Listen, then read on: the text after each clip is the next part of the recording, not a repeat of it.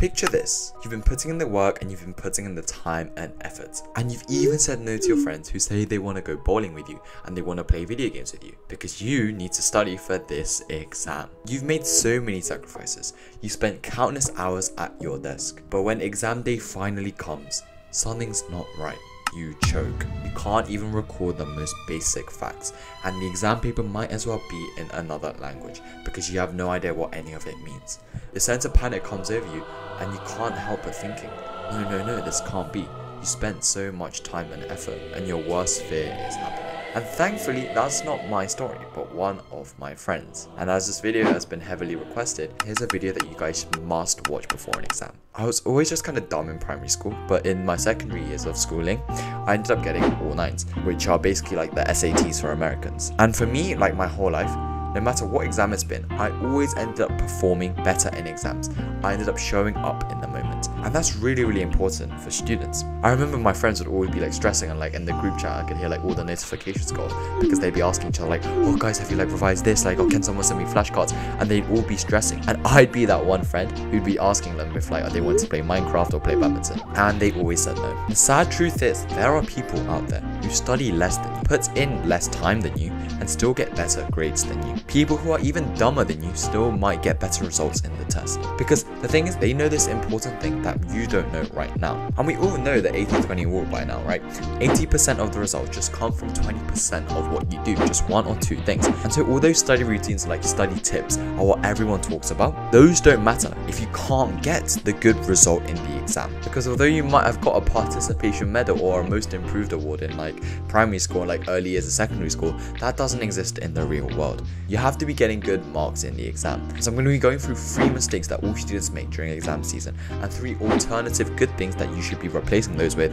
that you must be doing. The first mistake that students tend to make when it's exam season and they're preparing for exams is pulling lots of these all-nighters. I remember a while ago when I was younger, me and my parents were watching this documentary style video where it was like kind of like the life of Korean students, and a lot of them would be studying into like the early morning of 2 AM, 3 AM, or just not sleeping at all. And the presenters, and like, you know how like those Korean TV shows are, right? Like the presenters were all like, oh wow, like she's studying so diligently, like wow, like oh, that's dedication right there. And they were just kind of like glorifying that. And so me, after watching that, I also kind of wanted to do that because it looked cool, first of all, and the feeling of like sacrificing sleep to study, it seemed like it would have massive benefits. And it just seemed like if you're sacrificing like something to like get it something, and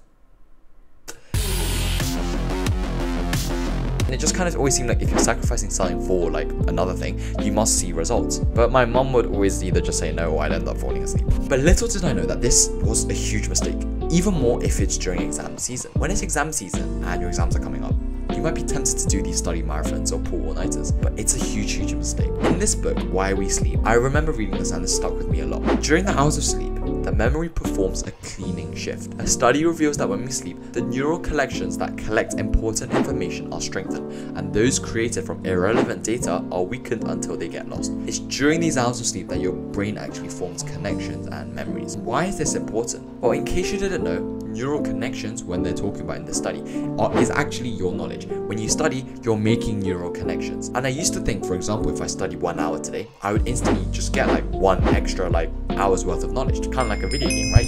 Makes sense. But actually, from this study and from many others, it found that sleep acts as the save button. If you study for 5 hours, to actually consolidate that learning and strengthen the neural pathways and get like the actual goodness of your studying, you need to sleep for that information to be stored. For my video gamers, imagine you spend like a whole night's worth of like grinding. 1, 2. Wow, I spent 50 hours making this. Sure would be a shame if I exited without saving. You work hard, but you forget to press the save button. That would be like the stupidest thing ever, right? And I feel you, although studying longer might feel correct and cool, like bro, deadass, I used to lie to my classmates when they asked me like, oh, how many hours did you study? Because more hours studied just kind of makes you seem more cool, right? You should, especially during exam season, never ever neglect your sleep, because that's when you're going to be needing to pick up the more key information than ever. So what you're going to do instead of all of this garbage, push is to obviously prioritize your 8 hours. But you might be saying right now, JSpark, you're wrong. I actually don't do all-nighters because I want to be cool and have to pull these all-nighters because I have so much content to cover, I have so much homework to do, so that it ends up taking so much time, even though I want to sleep. And so if this is the case, I've got good news for you. If you need to study faster, you need to get stuff done quicker so you have more time to sleep. And if you want to study faster, you have to increase the intensity. The study equation of like knowledge gain is equal to times. Study equation is knowledge gained is equals to time times intensity squared. So if you're trying to increase like 10 more knowledge points, you have to study 10 hours at intensity 1. Whereas if you just increase the intensity 1 level from 1 to 2, the number of hours that you need to study would be a quarter of what it would have been. And so if you want to make more time to sleep and make studying take less time, ways to do this are, instead of rereading your notes and content, do things that test your knowledge. That's the key difference between intensity levels 1 and 2 and 3. This includes past papers, redoing mistakes, flashcards, reviewing the ones you got wrong, and then doing the Feynman technique to try and explain it to others. It could also be blurting, where you write at the heading of like a specific topic. For example, it could be like immunology, and then you write down everything that you know from that topic, and then you go back and fill in your gaps. The point is, all of these methods have in common is a way to test yourself. Instead of looking to revise everything, go for your weaknesses and stuff that you know are your weaknesses. Also, just try searching up on Google or even asking AI, what are some common mistakes that students make when studying for this topic? And you'll be surprised that it will come up with a lot of good things, and so you're better off covering those. Then the second big mistake that students make when preparing for exams is not knowing the difference between confidence and correct. So what this means is, you might get a question right when you're studying, when you're doing like a practice question or a past paper. You might not be confident about why you got it right. The "oh okay, I kind of get it" is the most dangerous thing you can say as a student, because your confidence in the topic should be very black and white. You either know it or you don't. You should know why it is you got that answer correct. Just because you got it right, getting something correct could be down to a lot of different things.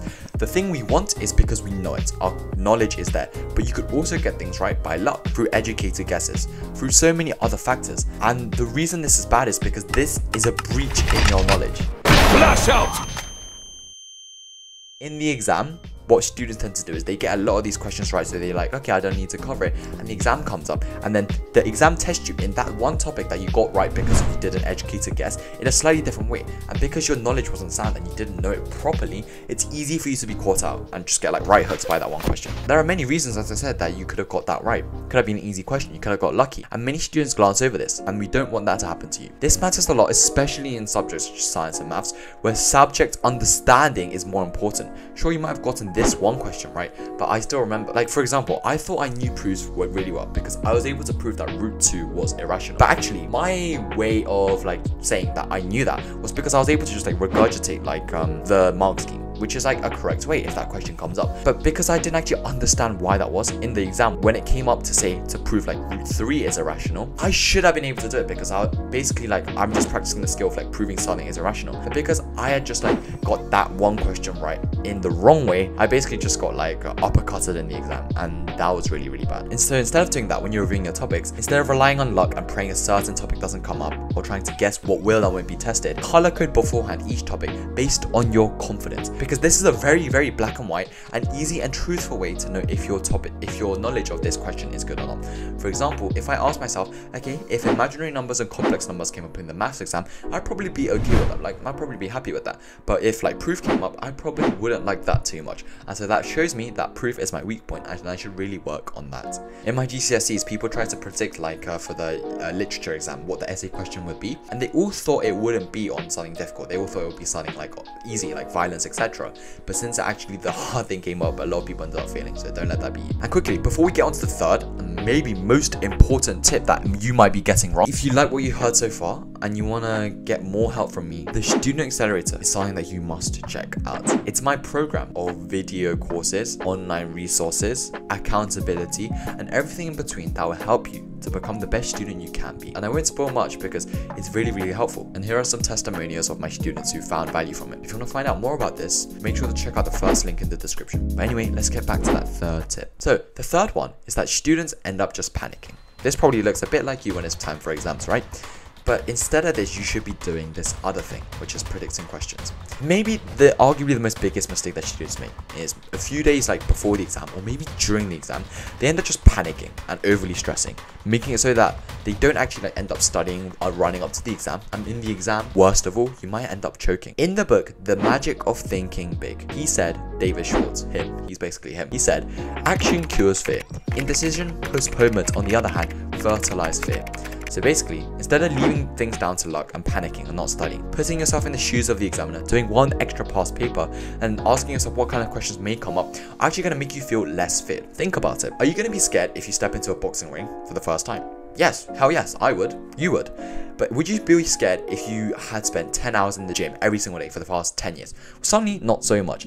Action cures fear. If you're someone who struggles from like test anxiety, etc., it's probably because of this. You haven't proved to yourself, to your brain yet, that you're prepared for this. You're gonna be nervous if you haven't put in the work and you haven't revised. And so instead of being nervous, do another past paper and do more flashcards. In that book, there was an analogy of this woman, basically where she was going to this company and they were announcing redundancies. Basically, people were getting fired left, right, and center. And so there were two options that she could take. She could either start panicking. She could try and like cower away from her bosses and like just like be really fearful every single day.